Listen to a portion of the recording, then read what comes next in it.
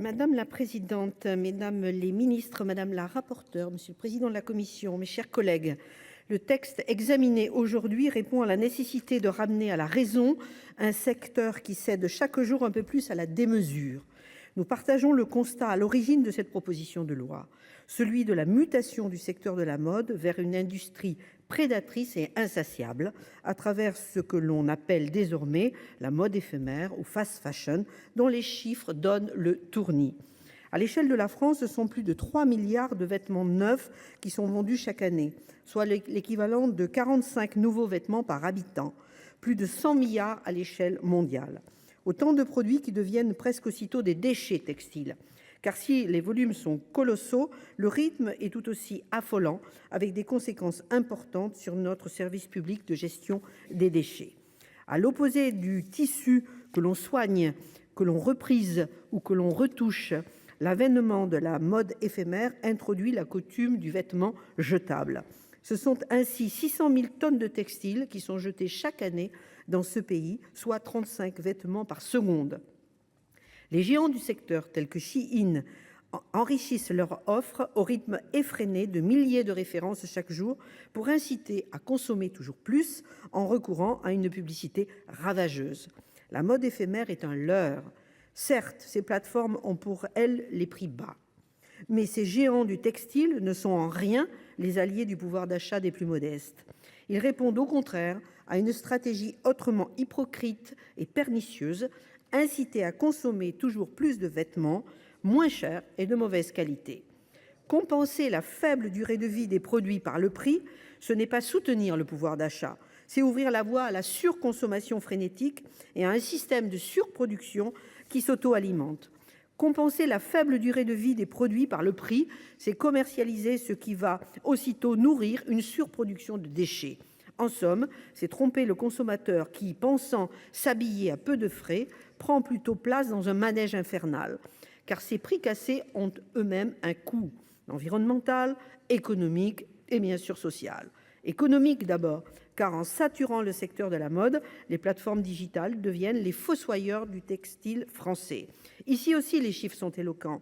Selon l'INSEE, depuis 1990, ce sont près de 300 000 emplois qui ont été détruits dans l'industrie textile, soit les 3/4 des emplois du secteur.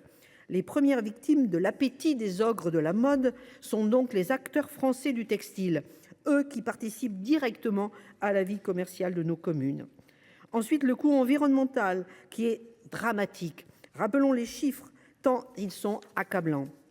Avec la mode éphémère, c'est 10% des émissions mondiales de gaz à effet de serre, ce qui est absolument considérable, équivalent au transport aérien et maritime cumulé. Ces prix cassés sont permis par le recours massif à des fibres synthétiques, bien moins coûteuses pour les industriels, lesquelles sont tout droit issues de combustibles fossiles et engendrent une pollution plastique alarmante. On estime que celles-ci sont à l'origine de près du tiers des microplastiques primaires présents dans les océans. Par ailleurs, la recherche de la diminution des coûts conduit à produire à l'autre bout du monde, le plus souvent en Asie. Chaque commande impose donc de longues distances de transport. Citons encore ici Shein, qui expédie 5000 tonnes de marchandises par avion chaque jour. Enfin, le dernier coût caché derrière les prix cassés est le coût social. C'est celui des salaires de misère ayant cours en Asie du Sud-Est. C'est celui des conditions de travail déplorables et parfois à risque. C'est celui des substances nocives encore utilisées auxquelles sont exposés producteurs et consommateurs. C'est enfin celui, je le disais, celui des emplois en France et en Europe menacés par cette concurrence déloyale. Avec la mode éphémère, tout le monde est perdant.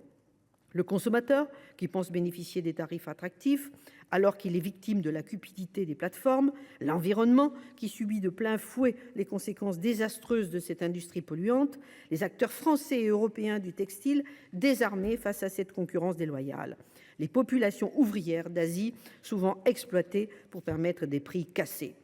Face à de telles pratiques, nous nous devons d'apporter une réponse nécessaire, ambitieuse et courageuse. Le texte à l'origine, porté par la députée Anne-Cécile Violent, composé de 7 articles, allait dans le bon sens, celui de définir la mode éphémère pour enfin la reconnaître et la circonscrire. instaurer une éco-contribution pour sanctionner ce modèle et favoriser des dynamiques plus durables, interdire la publicité qui promeut ce système néfaste et piège le consommateur. Au nom de motifs d'inconstitutionnalité délibérément exagérés, nous regrettons la suppression de l'article 3 par la commission et nous proposerons un amendement de réintroduction dans la loi parce que, comme nous l'avons souligné, la publicité sauvage constitue un des principaux moteurs de ces plateformes pour promouvoir leur modèle de surconsommation. L'interdiction de la publicité est donc, nous le pensons, la clé de ce texte car c'est là la véritable sanction. Une version moins punitive a été privilégiée à l'article 3 bis pour ne retenir qu'une interdiction limitée aux influenceurs. Et ce, alors que la Haute Autorité pour la transparence de la vie publique est saisie quant aux pratiques de lobbying de Chine. Ayons donc le courage politique de réintroduire cet article 3 afin de protéger les consommateurs, les filiales françaises et l'environnement. De même, nous demandons l'interdiction des mentions abusives, comme celle de livraison gratuite, qui invisibilise faussement les coûts et les conséquences du transport de marchandises. Ces amendements sont issus de travaux transpartisans menés au sein de notre commission. Nous proposons également de supprimer l'abattement sur les dons des invendus aux associations qui nous ont alertés sur le fait qu'elles étaient submergées par les surplus de la mode jetable. L'objectif est donc de s'opposer à ce contournement pernicieux des producteurs qui vise à rémunérer leurs dons, tout ceci aux frais de l'État. Dans le même esprit, nous souhaitons inclure le nombre d'invendus dans la définition de la mode éphémère. Enfin, les éco-contributions, c'est-à-dire les pénalités infligées aux pratiques néfastes de la mode éphémère, doivent être calculées de manière efficace.